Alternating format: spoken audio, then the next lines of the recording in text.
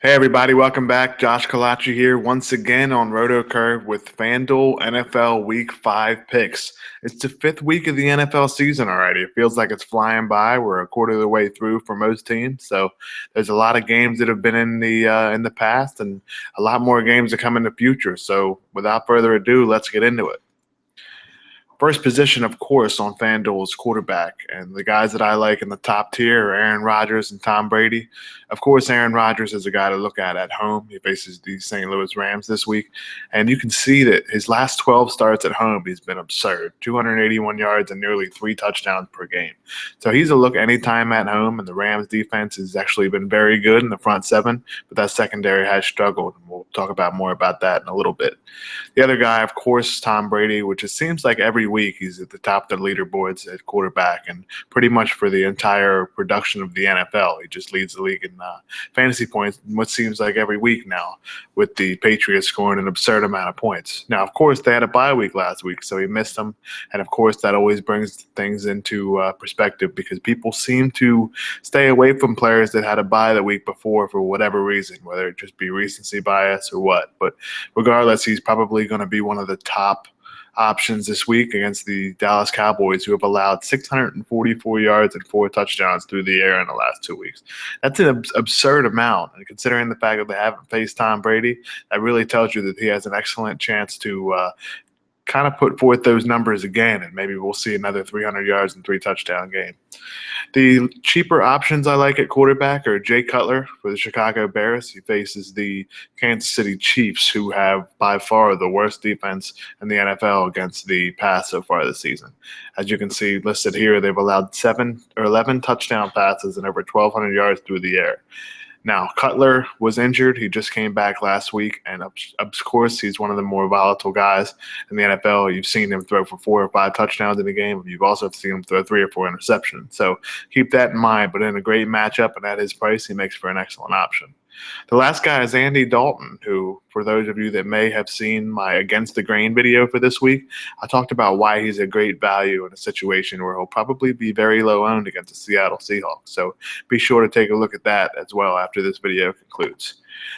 Moving on to running back, my top guy this week and pretty much every week is Le'Veon Bell.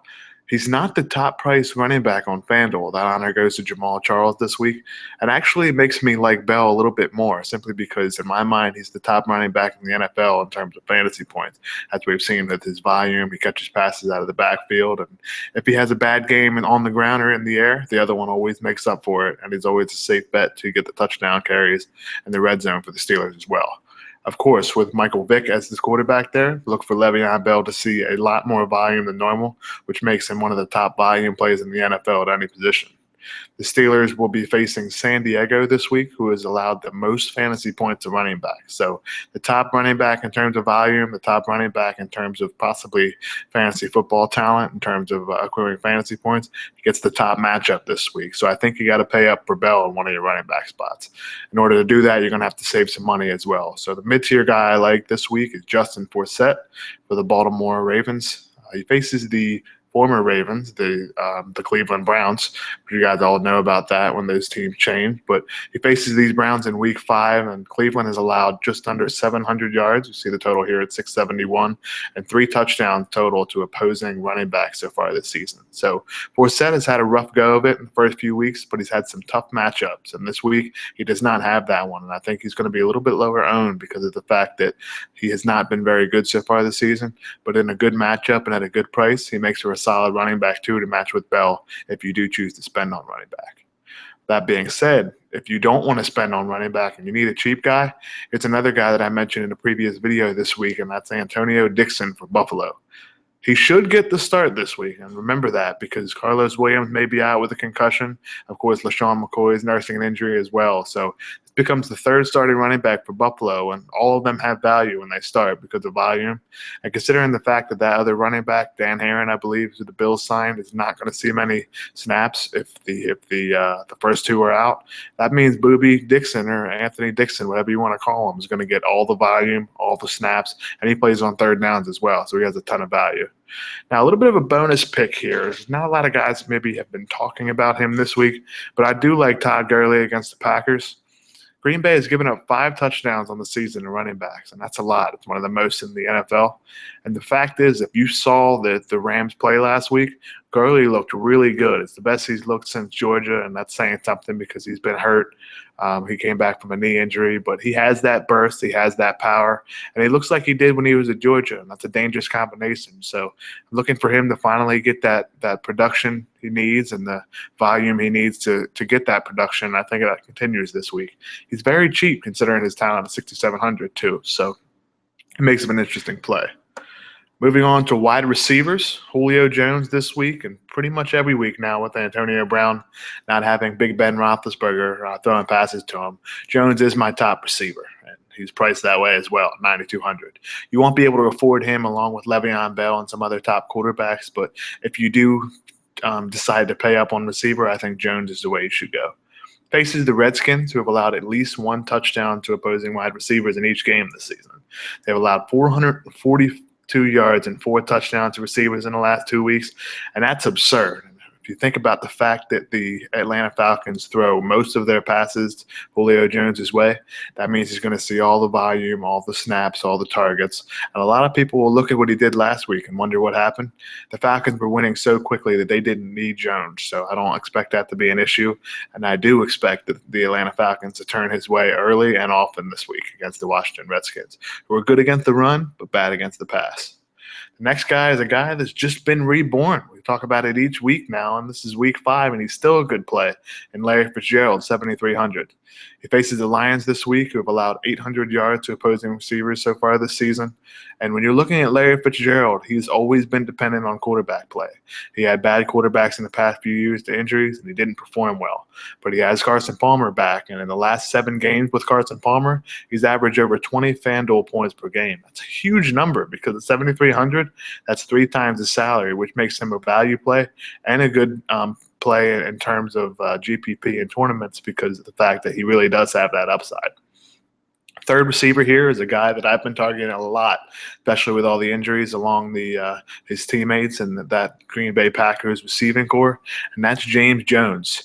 He's the top outside receiver for Aaron Rodgers with Randall Cobb working in the slot, and that provides huge value simply because Jones is going to see a ton of targets, and when targets come from Aaron Rodgers, they usually turn into catches. His 12 catches for almost 240 yards in the last 2 weeks. He has 4 touchdowns on the season.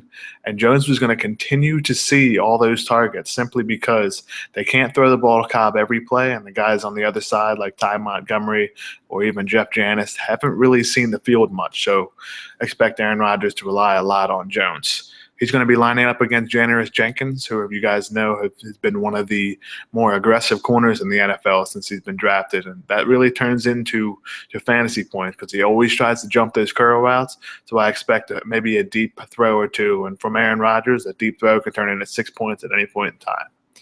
Now, last but not least, tight ends. Rob Gronkowski. What else can we say about this guy? Every single week that he plays, he's got to be in your cash lineups, I think, simply because there's nobody else that can enter his that level of production each and every week.